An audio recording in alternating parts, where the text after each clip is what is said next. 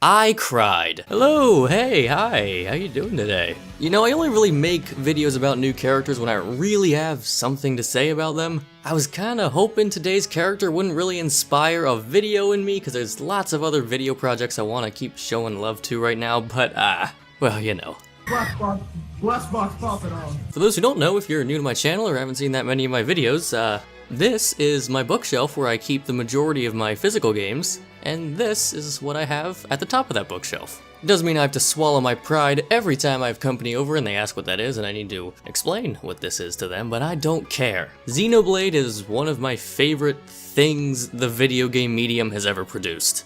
I have said multiple times in videos before that one of my absolute most wanted Smash characters was just someone from Xenoblade. I didn't even care who. I was so starved for more Xenoblade in Smash Brothers.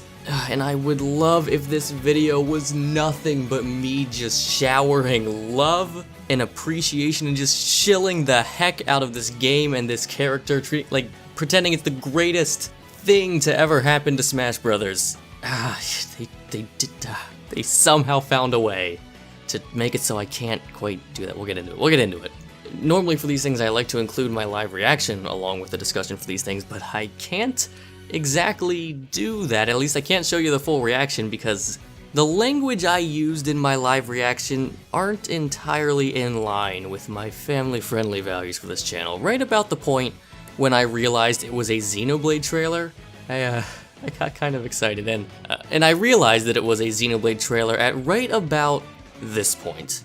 I think this frame is when I realized we were getting something Xenoblade related, and it went something like this. Oh my gosh, Rex! It's again! Rex! It's a... It's totally Smash Brothers! I'm gonna cry! Wait, is it just Pyra? Wow, that's weird.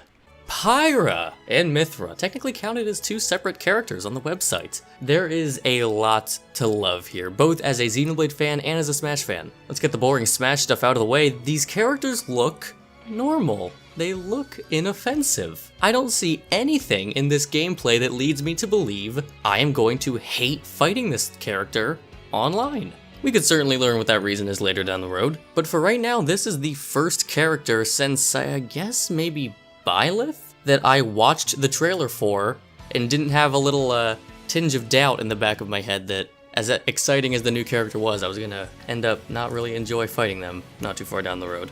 They're definitely still a sortie, but it looks like they might be the closest Smash has ever come to a true stance character. Basically a character that changes how they fight based on what stance they're in, is the point of the archetype.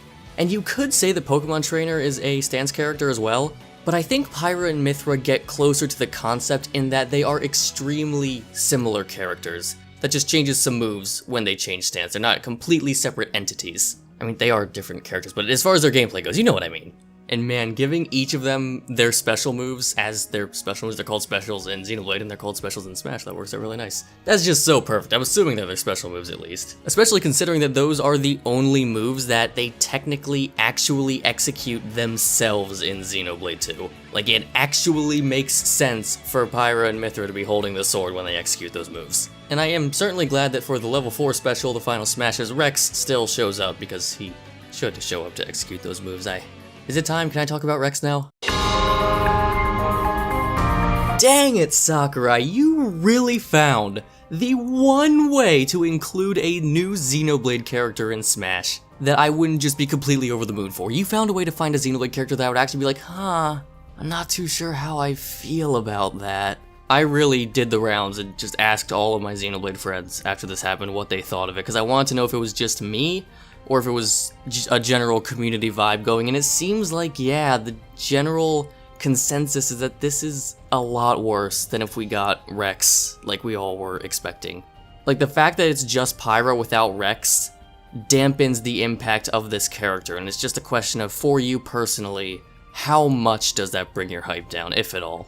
And for those who don't really know much about Xenoblade 2, this isn't like with Min Min, you know, some people wanted Helix or Twintel, but we got Min Min and that was the character they chose. This isn't a situation of choosing one character over the other. The way Xenoblade 2 works, the way Rex and Pyra fight together, having Pyra without Rex is only worse. You only lose potential aspects of a character by not having Rex. You could do literally everything that Pyra does and more if Rex was the primary fighter and Pyra was just assisting as the blade like she does in the original games. Literally nothing would be lost if Rex was the fighter. But because Pyra's the fighter, we did lose a lot. Whether Rex would have had multiple blades, or even if it was just Rex with Pyra, you still lose out on all of Rex's arts. You lose out on his anchor shot. You lose out on including affinity.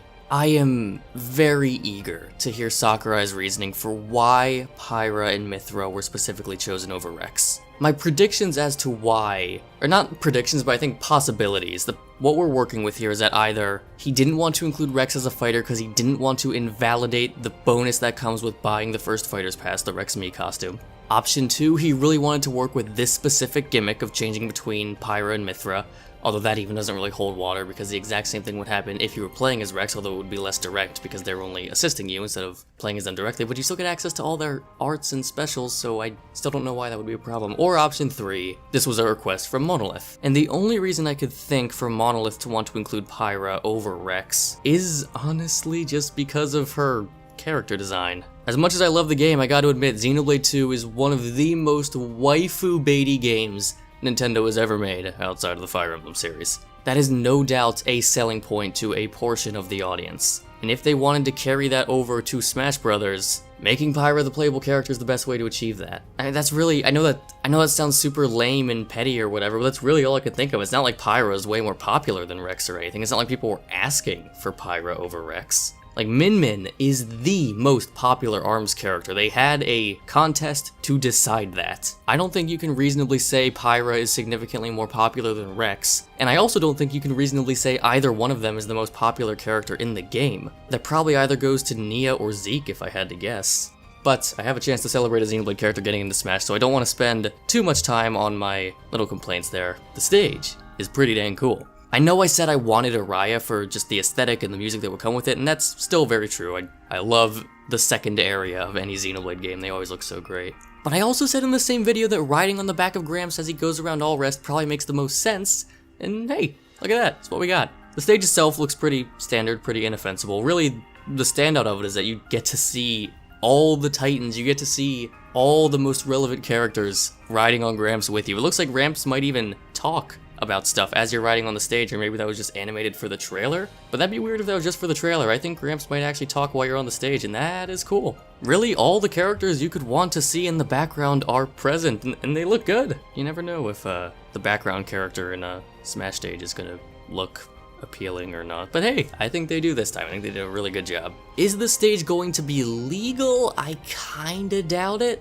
It's asymmetrical, the hazardless version could very well still include a slope with Gramps' neck. We need to see if you fall into the Cloud Sea or if you swim in the Cloud Sea. But whether or not it's legal, it is definitely a great way to showcase as much of Xenoblade 2 as you possibly can. I would still love if they find some way to show us the actual landscape of some of the Titans, but I won't be too greedy. I won't be too greedy there.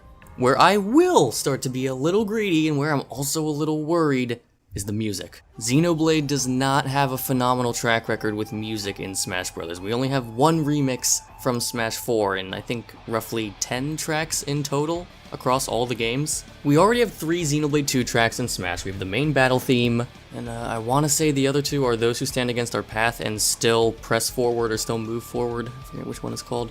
And those are fine. But I believe in the trailer we hear You Will Recall Our Names, Incoming, Counterattack, and Drifting Soul, the violin version. Are all of those going to be in Smash Bros? I certainly hope so, although Drifting Soul is definitely, that'd be kind of weird. I love it, it's a beautiful piece of music, but it's not really fight music, is it? But where I start to get a little worried are the remixes. Just because there weren't remixes in the trailer doesn't mean there won't be remixes in the final game, but like, Xenoblade's already so shoddy with remixes, and it's not like you need to remix the battle themes that much. You don't need to remix those at all. It's only if they wanted to start including like the cutscene music or some of the overworld music, which I do want them to. All Xenoblade music is great, not just the battle themes. The music is definitely where Sakurai has potential to really, really sweeten the deal with this challenger pack.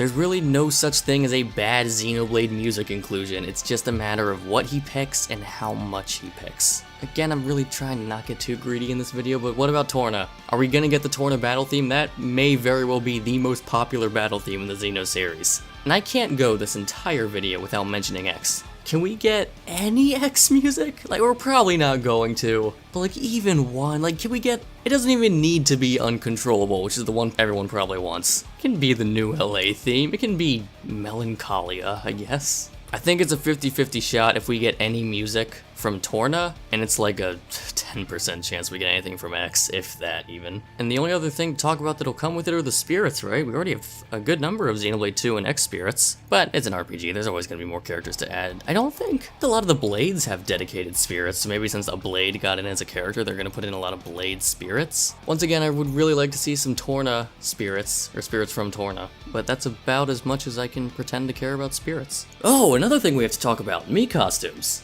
We already have Rex and Nia, so I guess thanks to Smash Brothers once again spoiling Xenoblade stuff, is it cool to talk about the party members from Xenoblade 2 now? Is that considered fair game?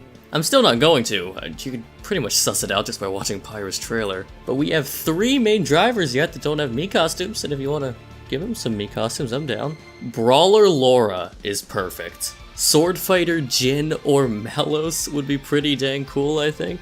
And Elma could be a gunner or a sword fighter. You got 2 opportunities for Elma. Come on, don't pass that up, man. I need this. That's the absolute biggest win for me personally that can come from this. This is already enough of a win. I got my Xenoblade character. I don't need anything else out of Smash Ultimate to make me happy. But if I can just take that one little extra half step, give me something from X, a spirit, a piece of music, an alt color, and I gotta wait till March to find out. This is the most for me DLC character we've gotten so far. The trailer made me so happy. Just seeing new Xenoblade 2 cutscenes, getting new voice lines from Rex. I loved seeing Zeke and Pandoria just so being Zeke and Pandoria even without the voice lines. And can I just shout out how already this content has created a scenario where it is impossible to pinpoint where on the timeline it takes place. Like, we already had that with Shulk. If you look at how Shulk is represented in Smash, and you're like, oh, Shulk is able to do that, but that person is in his party for his final Smash, and he has this, so there's no point in the timeline of Xenoblade Chronicles 1 where this iteration of Shulk exists and this world of Xenoblade Chronicles 1 exists. And the same thing has already happened with 2. Pyra cannot have that on her character model while the stage looks like that. This is so obnoxious to talk about without spoilers, man. We all know how the Smash community works, right? It is an anime swordsman from a JRPG. People are not going to be happy about it. And unfortunately, not even like the Xenoblade fans are going to be unanimously rallying behind it because it's just so weird and kind of dumb that it's not Rex. It's the weirdest win in Smash Brothers for me. But I will absolutely take this over a future in which the most Xenoblade 2 content we got was spirits, 3 music tracks, and a Rex Mii costume. And speaking of the Smash community, I cannot end this video without applauding you all for actually kind of predicting this. In my video where I asked you guys to predict Challenger Pack 9, you guys said Rex, and it is Xenoblade 2, and Rex is part of the moveset and taunts. I think it would be cruel if I did not give that to you guys as a win. I am thoroughly impressed. Well done with your predicting, everybody. I have no idea what I'm going to do for you guys in return. I didn't give it much thought because I thought for sure you guys were going to get it wrong. But yeah, this was a good day. This was a dang good day for me. I guess let me know what you think about Pyra and Mythra in the comments. Do I really want to open up that can of worms so willingly? Openly engaging with my community is kind of my gimmick. Let me know what you think of these 2. Just do whatever you can to keep it civil, guys. Thanks for sticking with me. You all have a good one.